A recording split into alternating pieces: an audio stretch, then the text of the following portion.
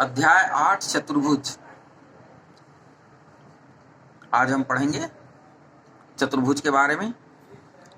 आप सभी जानते हैं कि 3 असररेख बिंदुओं को युग्मों में जोड़ने पर जो आकृति प्राप्त होती है उसे त्रिभुज कहते हैं।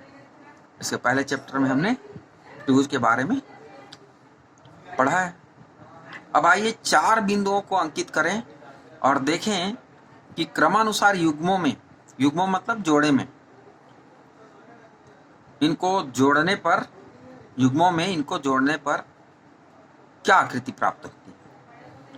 जैसे 4 बिंदु ये चित्र में दिख रहा है, 1 2 3 4, इसको मिला दिए तो एक सरल रेखा प्राप्त हो रही है। चारों बिंदु सररेख हैं तो एक सरल रेखा प्राप्त हो गई।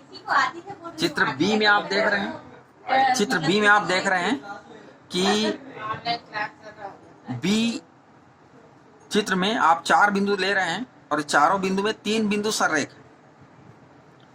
तो इस तरह से आप 3 बिंदु सररेख हैं तो आप देख रहे हैं कि यहां पर एक त्रिभुज प्राप्त हो रहा है। अब 4 बिंदु में से 2 बिंदु अगर सररेख हैं तो आप देखेंगे कि ए बी सी डी जो है एक चतुर्भुज के रूप में प्राप्त होता है। और यहां पर आप देख रहे हैं 4 भुजा तो है लेकिन बंद नहीं है, तो हम इसे चतुर्भुज नहीं कहेंगे। चित्र डी जो यहाँ पे दिखाया गया आकृति, ये जो है चतुर्भुज नहीं है। वहीं पर आप देख रहे हैं ई, इसमें 4 भुजाएं हैं और आकृति बंद है, तो यह चतुर्भुज कहलाएगा। तो ध्यान दीजिए, यदि सभी बिंदु सररेख हों तो हमें एक रेखाखंड प्राप्त होती है। यदि 4 बिंदु में से 3 सररेख हो तो हमें एक त्रिभुज प्राप्त होता है, आकृति बी दिख रहा है। और यदि चारों में से कोई 3 बिंदु सररेख न हो तो हमें 4 भुजाओं वाली एक आकृति प्राप्त होती है, उसे चतुर्भुज कहते हैं। आकृति सी और ई में आप देख सकते हैं। यदि 4 भुजा वाली आकृति हो और बंद न होकर खुली आकृति हो तो उसे चतुर्भुज नहीं कहेंगे, जैसा कि चित्र डी में दिखाया गया है। अब इसे हम कैसे परिभाषित कर सकते हैं। 4 भुजाओं से बनी एक बंद ज्यामितीय आकृति को चतुर्भुज कहते हैं। एक चतुर्भुज की 4 भुजाएं, 4 कोण और 4 शीर्ष होते हैं। ए सी और बी डी चतुर्भुज ए बी सी डी के 2 विकर्ण हैं। इसके कोणों का योग क्या होता है, 360 अंश का होता है। त्रिभुज के कोणों का योग क्या होता है, कितना होता है, 180। चतुर्भुज के कोणों का योग होता है 360। तो इस तरह से इसको ध्यान रखना है और इसका हम जरूरत पड़ने पर उपयोग भी करेंगे। तो चतुर्भुज का प्रवाह आरेख हम समझाएंगे आपको कि चतुर्भुज कितने प्रकार की होती है और किस किस नाम से इसे जाना जाता है। तो मुख्यतः चतुर्भुज 3 प्रकार के हैं, समलंब चतुर्भुज, समांतर चतुर्भुज और पतंग। समलंब चतुर्भुज इस प्रकार की आकृति का होता है जैसा कि दिखाया गया है, ए बी सी डी। इसमें भुजाओं का एक जोड़ा समांतर होता है। दूसरा प्रकार है समांतर चतुर्भुज, ए बी सी डी। इसमें भुजाओं का 2 जोड़ा, आमने सामने की भुजाएं समांतर होती हैं और बराबर भी होती हैं। तीसरी बात इसमें जो है, इसके गुण हैं, आमने सामने का कोण भी बराबर होता है। कोण ए और कोण सी इसमें बराबर होगा, कोण बी और कोण डी भी आपस में बराबर होते हैं। इसके विकर्ण समद्विभाजित करती हैं, एक दूसरे को समद्विभाजित करती हैं। तो ओ ए बराबर ओ सी और ओ बी बराबर ओ डी। और तीसरा जो प्रकार है वो है पतंग। पतंग कुछ इस तरह की आकृति का है, इसको भी आप नाम दे सकते हैं ए बी सी डी। इसमें ऊपर के 2 भुजा बराबर होंगे ए बी और ए डी, और नीचे के 2 भुजा बराबर होंगे बी सी और सी डी। तो इसमें कोई भुजा समानांतर नहीं होती, इसमें ऊपर की भुजा और नीचे की भुजाओं का युग्म बराबर होता है।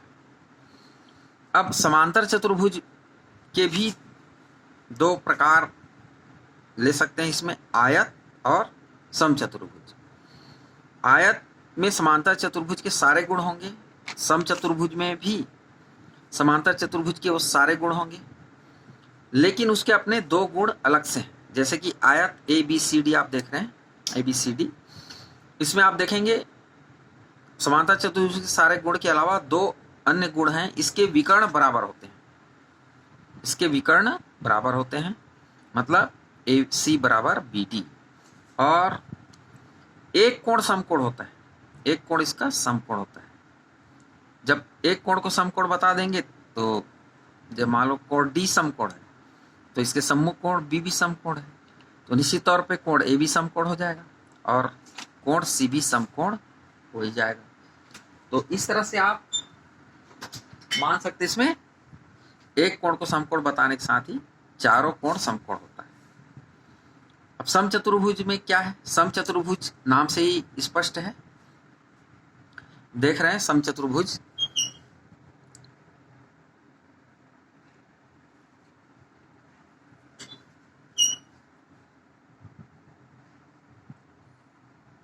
समचतुर्भुज में सभी भुजाएं बराबर हैं, ABCD।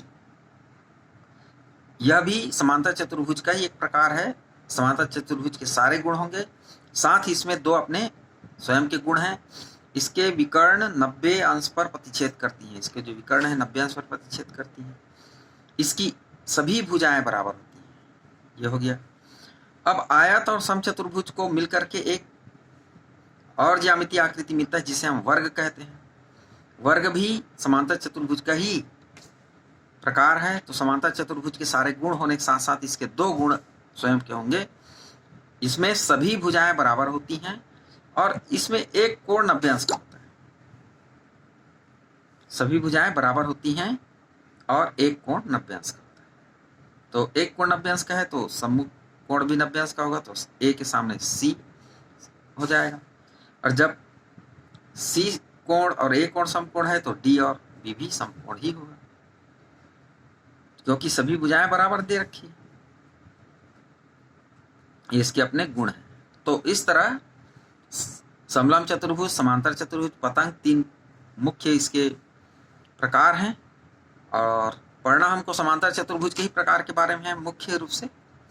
तो आयत, समचतुर्भुज और वर्ग, इसकी परिभाषा को बहुत अच्छे से समझ लेंगे।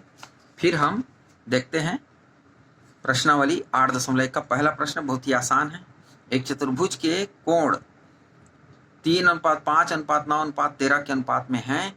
इस चतुर्भुज के सभी कोण ज्ञात कीजिए। तो ABCD एक चतुर्भुज मान लेते हैं। तो कोण अगर अनुपात में दिया है तो हम सीधा कोण के मान बता सकते हैं। तो A को हम 3x ले लिए, B 5x, C को 9x और D को 13x। तो चतुर्भुज के कोणों का योग तो यहाँ पे ले लेते हैं। माना कि चतुर्भुज के कोण हैं इस तरह से हैं, तो चतुर्भुज के कोणों का योग आपको बताया गया था 360 अंश होता है। तो सबको जोड़ दिए 360 अंश, तो 30x बराबर 360, तो x बराबर हो जाएगा 12 अंश। वहाँ पर सभी कोण आप निकाल सकते हैं। 3x बराबर क्या हो जाएगा? 3 गुणित 12, और इस तरह से सभी कोण को आप 36, 60, 108 और 156 अंश निकाल सकते हैं।